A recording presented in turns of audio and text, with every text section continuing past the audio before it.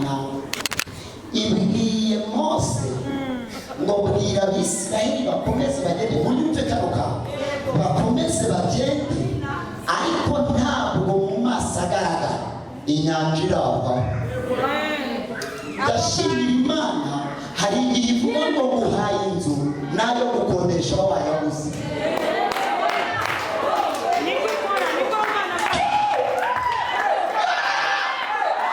Hari igihe Imana ivuga ngo mwana wawe, abana bawe barize bagiye no hanze no muri gurupe byaranze, ariko kuko Imana yacu ntabwo ibona ibibazo, ahubwo Imana ireba ibisubizo. Bari kumfunza Imana ntabwo ireba inyanja, Imana ntabwo ireba inyanja, ahubwo ireba urugendo, ireba inzira, ireba inzira iri mu nyanja.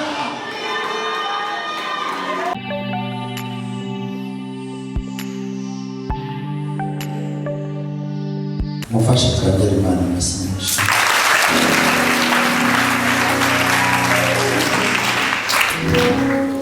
Dushimiye kuduhaye uyu mwanya, dushimiye ubuyobozi bw'itorero, Imana ibahe byinshi cyane. Abaririmbyi muririmbye indirimbo nziza cyane, nawe Imana ibahe. Nari gusabye Imana nice nawe Imana imuhe.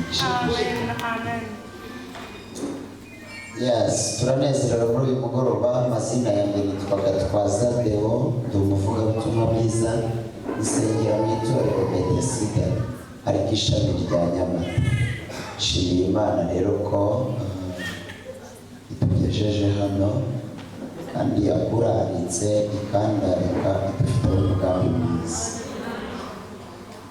Ndagira ngo uhindukirire umuntu yagiranye, mubwire ngo uyu munsi Imana ikwiye akokore.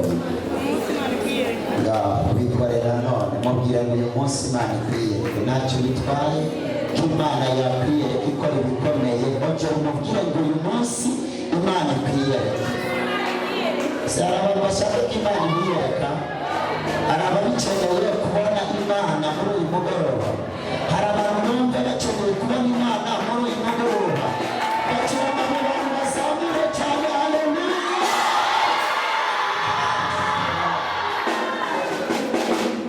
Murakoze cyane. Ikintu cya mbere kiranga umuntu uhinga mukwe, ntasigana mu nyumve neza. Kabiri, ikintu kiranga umuntu uhinga mukwe, ntasiba. Gatatu, ashobora kudatahira igihe n'icy'abandi bataye. Hano mvuze iki? Nuza kumva ijambo ry'Imana rigufashije, ukaza kumva ugomba gutera haleluya, ntuze gutegereza uwo mwicaranye gatera haleluya, kuko uri guhinga mu kwawe. Ndibutse ko iyo twaje hano buri muntu wese aba yaje kwirwanaho. Niyo umushumba dusengera, aradusengera akadusabira umugisha, ariko uruhare runini kuba ari ku ruhande rwawe. Aha, murakoze. Mbega ahantu nakunze.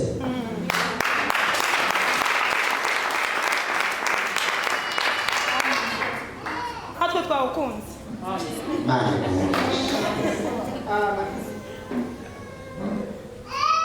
Ndagira ngo dusome ijambo ry'Imana mu gitabo cya kabiri cya Mose cyitwa Kuva ibice 14, dusome ku murongo wa 10, turaza gutaruka dusome kuri 13. Ndashaka ko tuganirira aho ngaho. Amen. Kuva ibice 14 umurongo wa 10, maze twumve message Imana yampaye, maze dusenge, maze dusoze. Aravuze ngo Farawo abatuze, Abisirayeli bubura amaso, babona Abanyegiputa bahuye inyuma yabo, baratinya cyane. Abisirayeli batakira Uwiteka. Dusimbuke dusome kuri 13. Mose asubiza abantu icyo ni kimwe, mwihagararire gusa. Gatatu, murebe agakiza Uwiteka ari bubazanire uyu munsi. Kane, kuko abanyegiputa mwabonye uyu munsi mutazongera kubabona ukundi. Cumi na kane, kuri cumi na kane haravuze ngo Uwiteka ari bubarwanirire, namwe mwicecekere.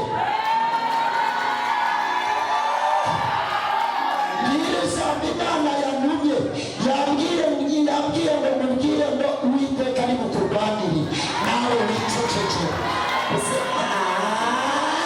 Uwiteka ari bukurwanirire. Sinzi intambara wari ufite, sinzi ibintu wari urimo, sinzi ibibazo wari uhagaze, ariko Uwiteka ari bukurwanirire, nawe wicecekere.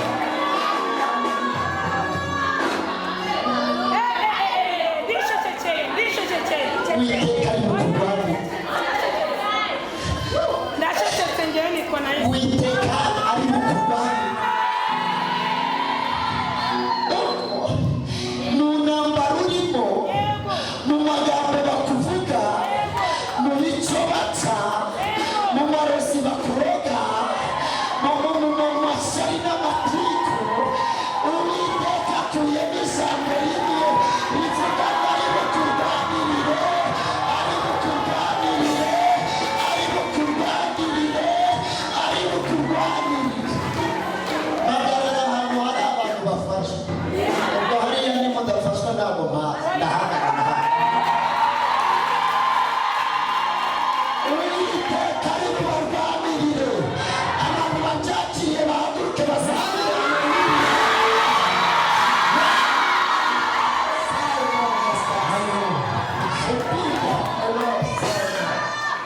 Mewe sango estas. La sango ari buturwana. Abagororwa ari buturwana. Musozi w'ibyiringiro ari bubarwanirire. Kubashumba ari bubarwanirire. Abavugabutumwa ari bubarwanirire. Mubarinzi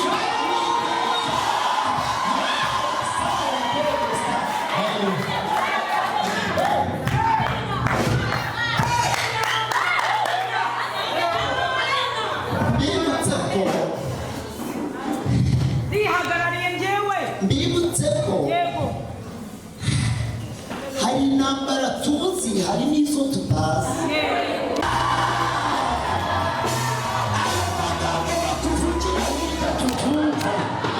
Izo ntambara bateye hirya no hino kugira ngo bice ubuzima bwawe. Uwiteka aze kuza maze akurwanirire.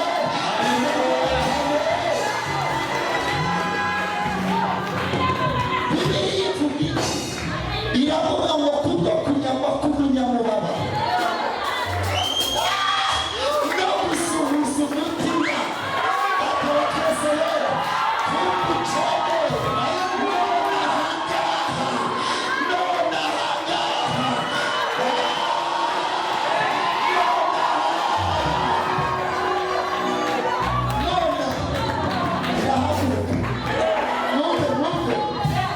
none ahangaha ndahaguruka.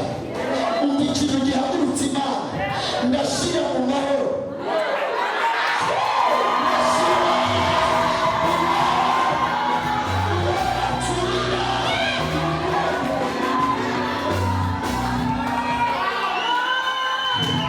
Ndebera umuntu ukwegereye umubwire ngo Imana iguhaye ikibanza cy'amahoro.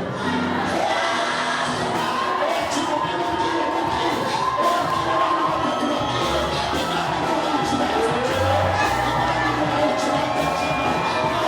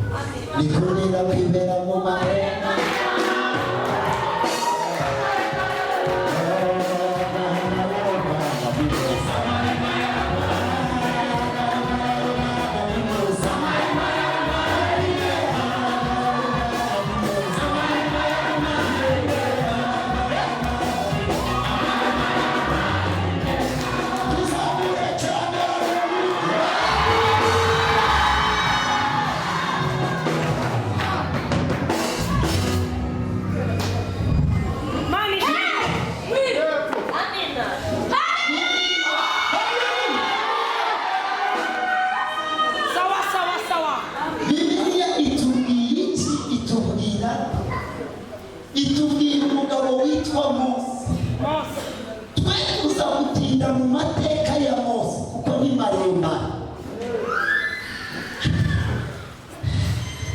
Ubwo hapfa abana b'Abayuda Mose Imana yaramurokoye, bamubohera akato, bamushyira mu kato, noneho mushiki we aramwitegera kugira ngo azarebe urupapa, ariko ntiyapfa kuko Imana yari imufiteho umugambi.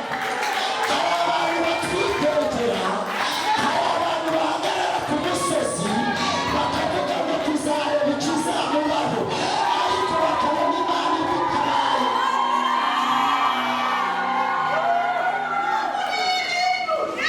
Bakabona Imana idutabaye. Ubu dufite abana nabo nijoro bavuga ngo ntabwo buza kuduca, ariko bugaca, ejo bugaca, ejo bundi bugaca. Imana bazamure cyane haleluya. Imana iteze cyokerwa umukobwa w'umwami ngo yiyumvamo kujya koga. Isinezi iwabo arasanga ngajya mu gishanga kubera ko Mose yari ari kumugarura. Amanuka mu gishanga agiye koga, abona mu rufunzo akato, ngarahamagaza ngo muzane uriya mwana. Aramufundikira, aramufata, ategeka ko bajya kumurerera hehe ibwami.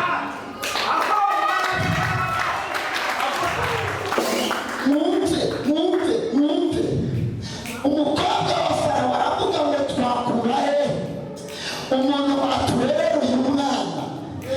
Kumbi Imana yateguye ko nyina wa Mose aza kujya kubona w'ibwami, akazajya arya ibiryo by'ibwami, akarya mayoneze y'ibwami, akanywa amata y'ibwami. N'abaracenda basanga nyina wa Mose abari murera Mose, baba bihishe. Nyina wa Mose akamukubita ibere, nawe akamwa igikoma giturutse ibwami.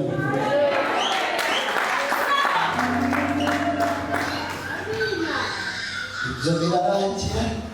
Simvuze uburyo yarereweyo n'uburyo yize n'uburyo kiyaje kuhaba.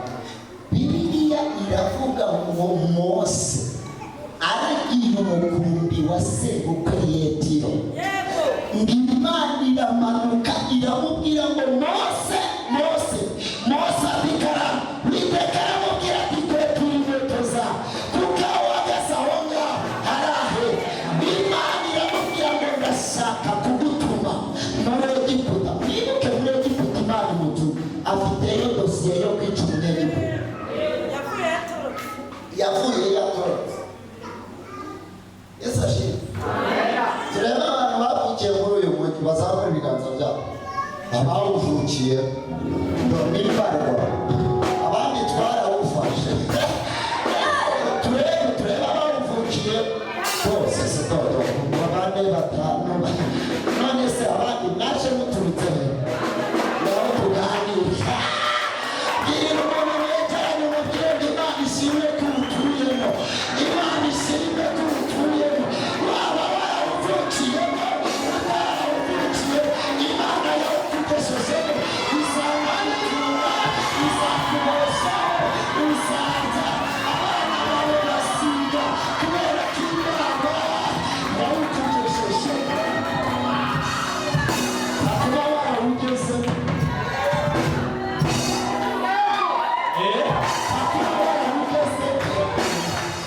kandi bibutse neza amasezerano meza atangirwa mu mujyi. Iyo umuntu ari mu cyaro, Imana iravuga ngo ndi Uwiteka nguhaye ibibwana bitatu by'ingurube.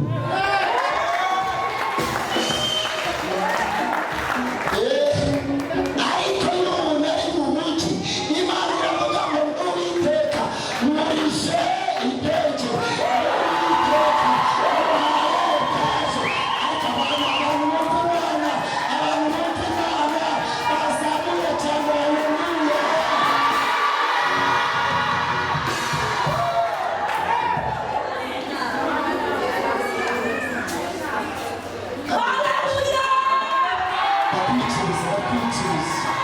umwicirize ntacyo bitwaye ariko se wamwicirije.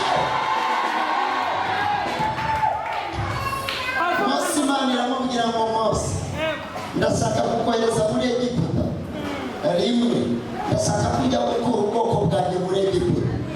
Kabiri, urabakuzayo amaboko yawe. Mose abwira Imana ati Farawo uramuzi? Imana ati Farawo ndamuzi, ariko ndashyira ibimenyetso bikomeye kuri wowe ku buryo nugera muri Egiputa ugendana n'ibimenyetso. Muri iri teraniro sariye abantu bateranye, Imana ibaha ibimenyetso. Sinzi abantu babyumvise, akira ibimenyetso by'ubuzima, akira ibimenyetso by'ubugamurira, akira ibimenyetso byo gutabarwa, akira ibimenyetso byo gutwara imodoka, akira ibimenyetso.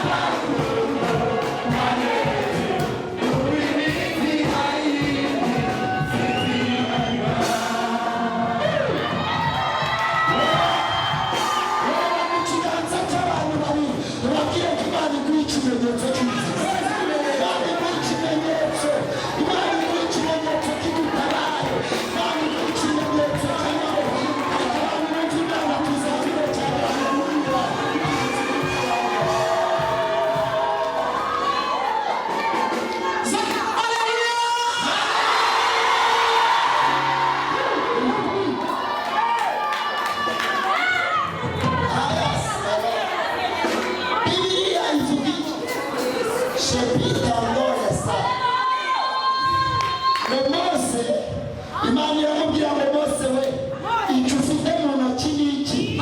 Mose abwira Imana ngo ni inkoni. Imana iramubwira ngo yishyire hasi.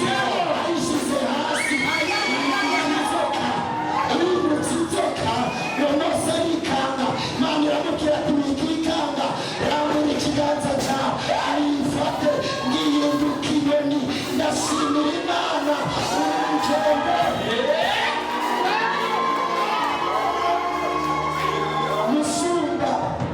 Impamvu mugikomeza uru rugendo nuko mwahagurukanye ibihamya by'uko Imana ikora, by'uko Imana ivuga. Ndashimira Imana yera, kandi Imana ijya itanga ibihamya.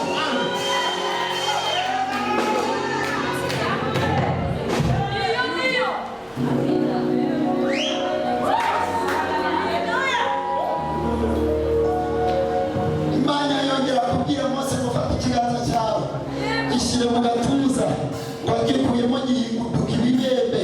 Imana iramubwira ngo hoya, ngaho gisubisemo, kirongera kiba kizima. Mose aravuga turi Imana mbonye, ndemera kujyana nawe, ariko ikibazo mfite iki ni uko ndedemanga, ntabwo nzi kuvuga. Ikibazo gikomeye, nari kwemera kugenda ariko ndadidimanga. Njya kurangiza ijambo, njya kuvuga nkajya kurirangiza, abantu bavamo byabarambiye. Imana iramubwira ati humura,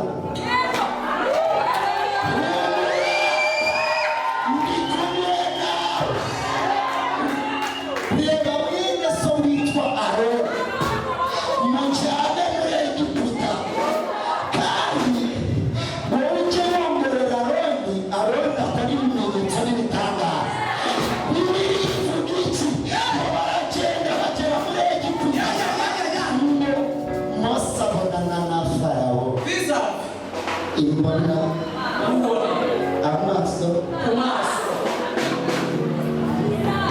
Mose aravuga ati Farawo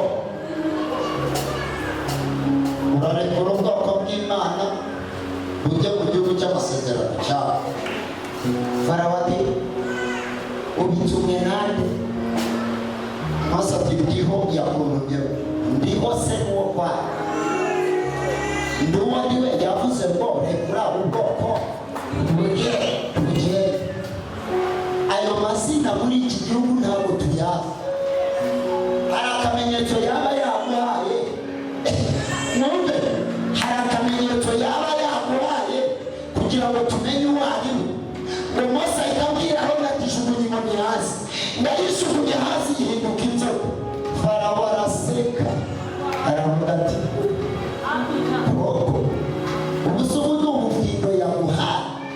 Ngahita ahamagara abakonikoni bose n'abacugi n'abarozi n'abatekera ngo nabo bazijugunya hasi zihita zihinduka utuyoka. Mu bice shimira ngo ya nzoka ya Mose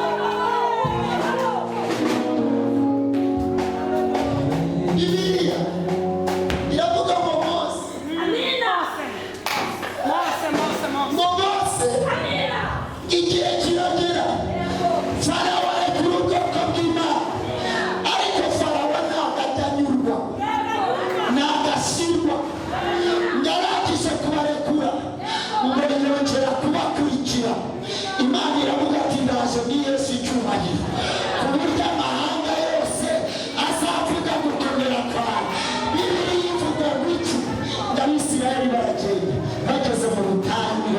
dusome ngo bageze ku nyanja itukura ni ahangaha ruzingiye.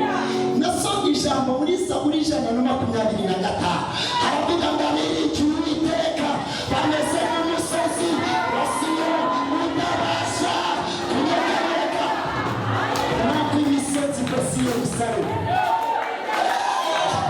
Ni ku Uwiteka gusa abantu be uhereye none. Iyo umuntu yegeranye n'Imana irakugose, mu gihe Imana irakugose abarozi ntacyo bazagutwara, abakuvuga ntacyo bazagutwara, kubera ko Imana ikugose. Abantu baciriye uburinzi bateye haleluya.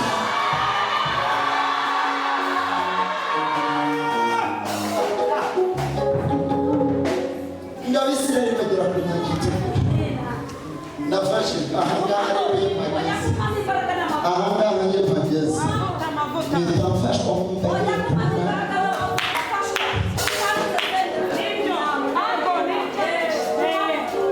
ubundi njyewe niyo nta senti kuvuga mba numva umuziki muri bwenge.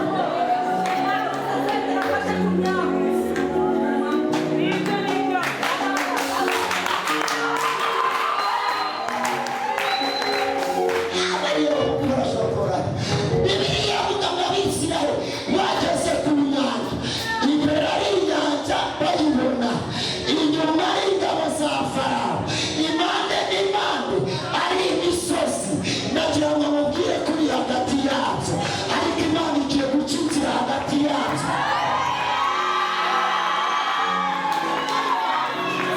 Imana igiye gucukira hagati y'ibikugose, Imana igiye gucukira hagati y'iyo misozi. Abantu babyumva tuzamure cyane haleluya. Ababyumva bahaguruka bakazamura haleluya. Twongere cyane haleluya. Zamura cyane haleluya.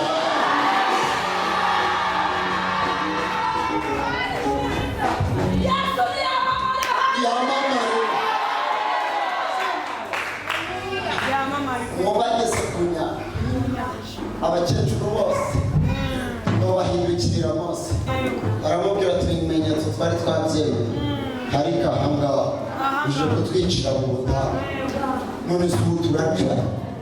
Urabona imbere atari inyanja kabiri, hakurya no hakuno ni imisozi. Noneho babona amagare ya Farawo. Ndagira ngo mbabwire ko amagare ya Farawo n'imihindo gusa, Imana itambitse n'urukoga ntacyo yagutwara. Ubu dufite abantu batanzwe n'ivumbi rya Farawo. Farawo araguruka, Farawo agendera muri vitesi yo hejuru, ariko ndashimira Imana ngo Imana yitegereza amagare ya Farawo n'uburyo cyari kwiruka, ngiramanuka ikora ku nziga z'amagare. Imana ikora ku nziga z'amagare.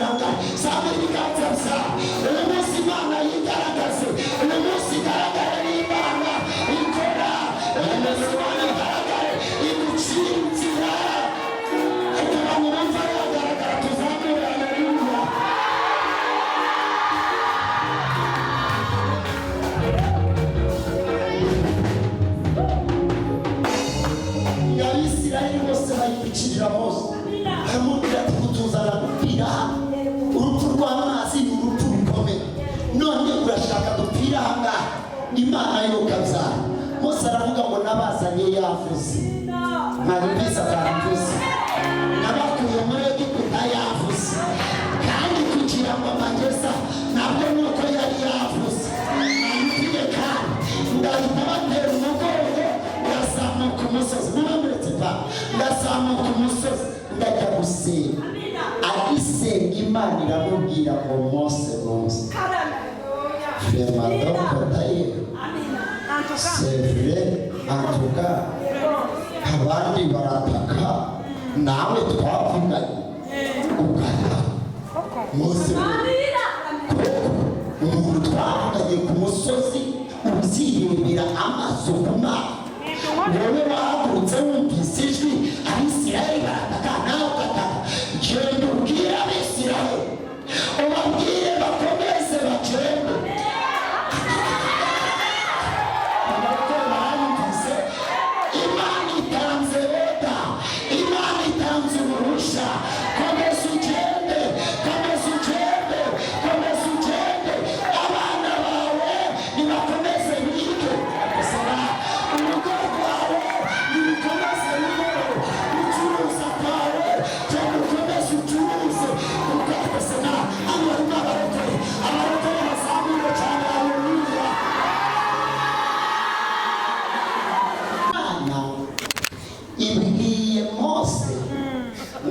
Abisirayeli bakomeze bagende muri mutekaruka bakomeze bagende ariko ntabwo mu maso agaragara inyanja irava ndashimira Imana hari igihe ivuga ngo guhaye inzu nayo gukodesha wayabuze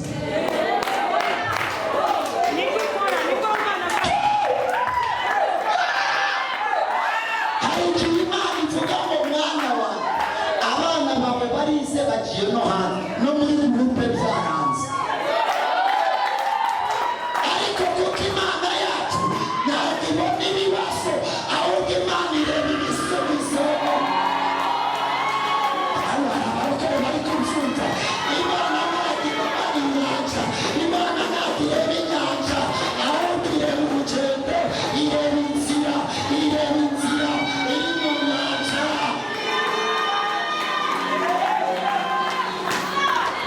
birahindutse we ndikumva Imana ishe birahindutse ndikumva imirimo y'Imana ariko abantu bakiriye Imana bahaguruke bazamure haleluya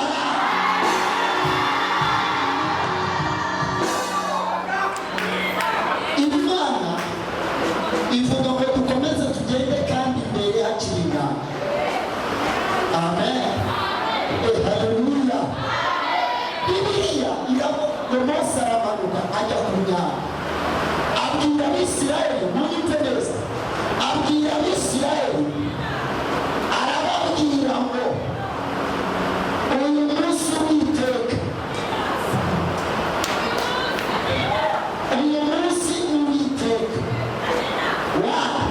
ari mu barwanire kabiri namwe mwicecekera irongera iravuga ngo kuko Abanyegiputa mwabonye Mose arababwira ngo kuko Abanyegiputa mwabonye mutazongera kubabona agasema hari abantu babyumvise hari ibintu Imana ije gukuraho hari ibintu Imana ije kwica muri iri teraniro hari ibintu Imana ije kwica hari imigambi ya Satani Imana ije gukuraho hari imbaraga zakurwanyaga ariko Imana ije kuzikuraho kuko Abanyegiputa mwabo mutazongera kubabona akikiriza nanze poromosiyo ushaka kuzamura urugo bizamini nanze poromosiyo ushaka kuzamura urugo nawe uzamura cyane haleluya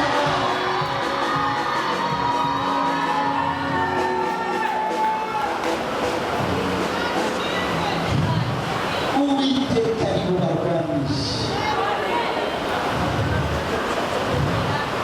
Uwiteka gusa nayumvise rino jambo kandi Imana yabaye ngo nawe Uwiteka ari bubarwanirize Uwiteka ari bubarwanirize uyu munsi Uwiteka ararwanirira abamama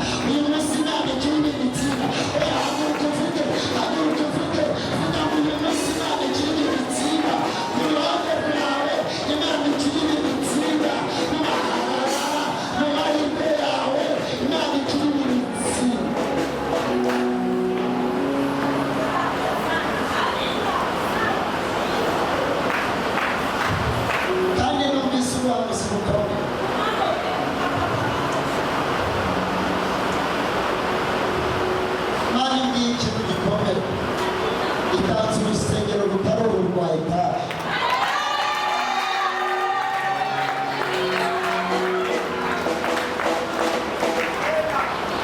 ariko manura se uzakureba kw'igihugu ndashaka kurugereka. aha sawa. Imana itanze ikintu cyitwa urusengero rugeretse, urusengero rwa etaje. Imana irabikoze.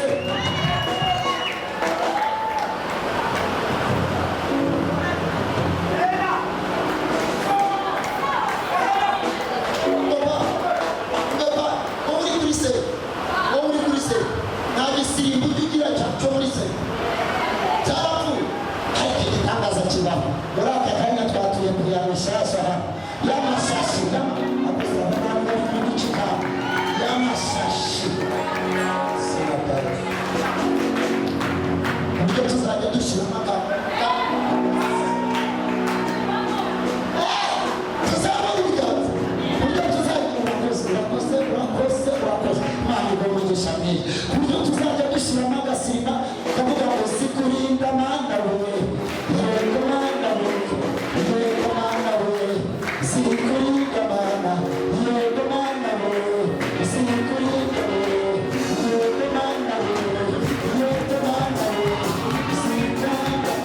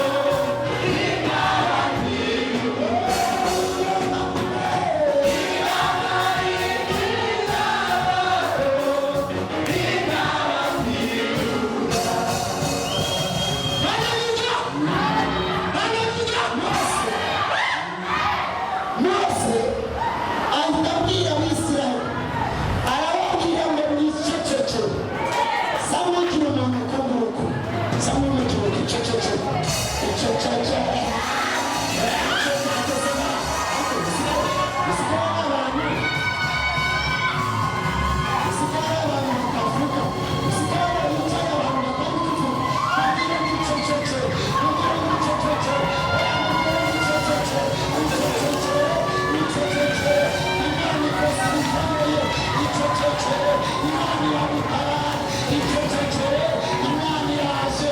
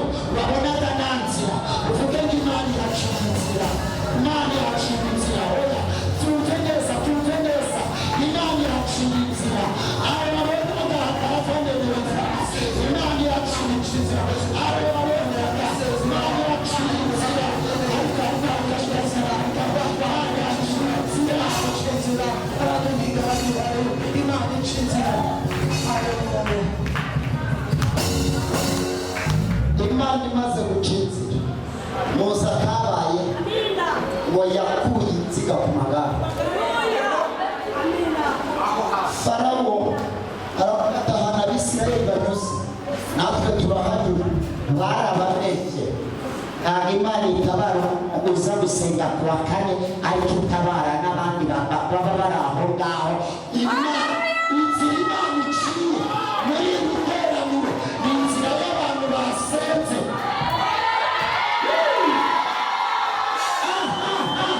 Inzira urakoze cyane. Inzira Imana iciye ntabwo ari inzira y'abandi bantu, ni inzira y'abantu basenze, ni inzira y'abantu bahamagaye Imana ariko twazamuye cyane. Haleluya.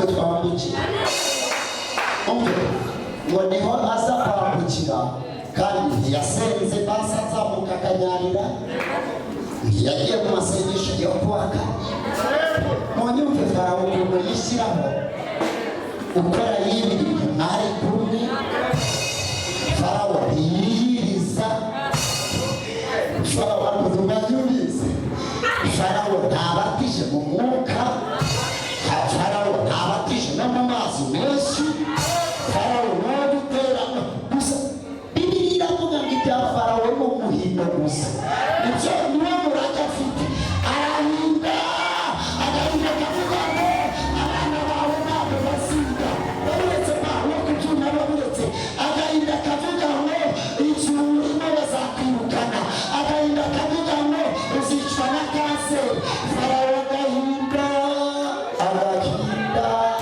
tumidufitina yigeze ibwira Dawidi arayirata Dawidi ahita avuga ngo nibutse iminsi ya kera nibutse iminsi ya kera nibera kukurambura amaboko hano hari abantu bibutse iminsi ya kera hano hari abantu bibutse iminsi ya kera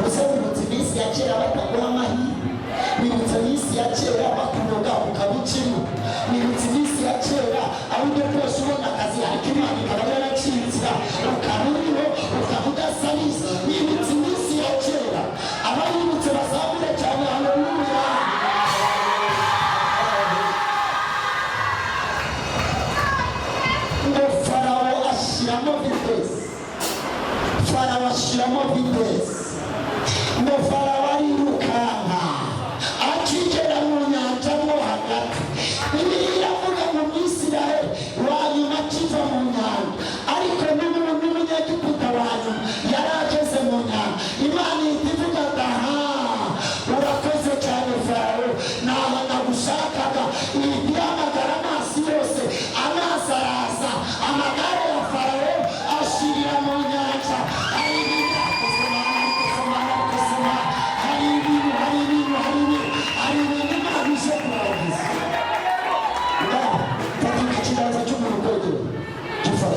mungkin itu hari ini mana habis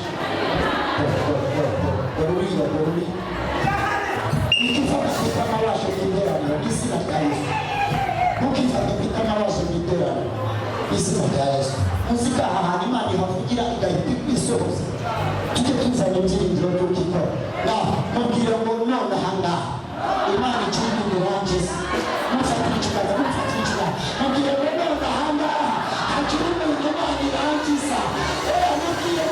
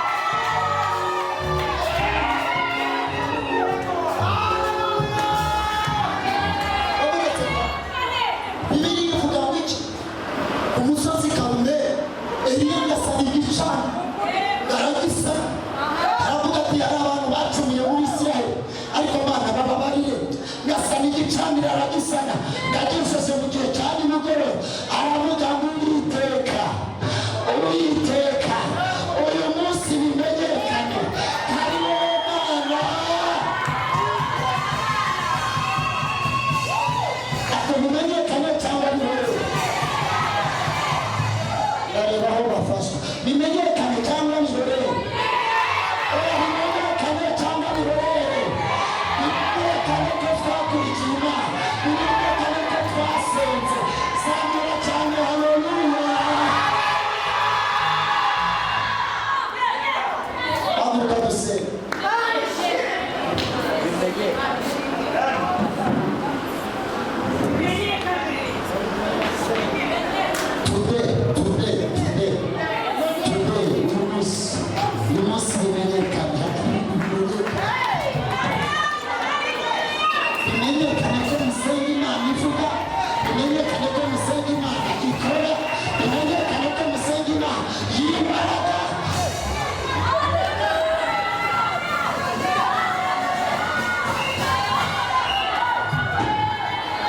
Yesaya yavuze nguki mu bice 54 yaravuze ngo kuko Umwami Imana azangaba nicyo gituma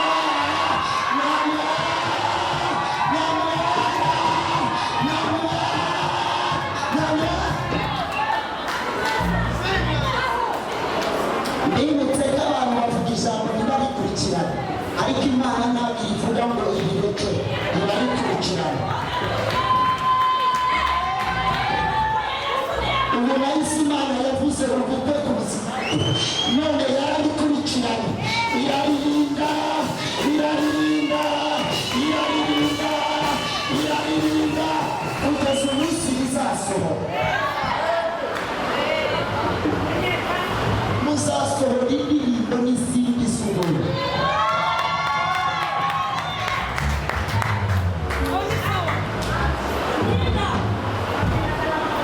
Muri iki gihugu cy'u Rwanda mushitimira Imana irayizamuye mu buryo bukomeye.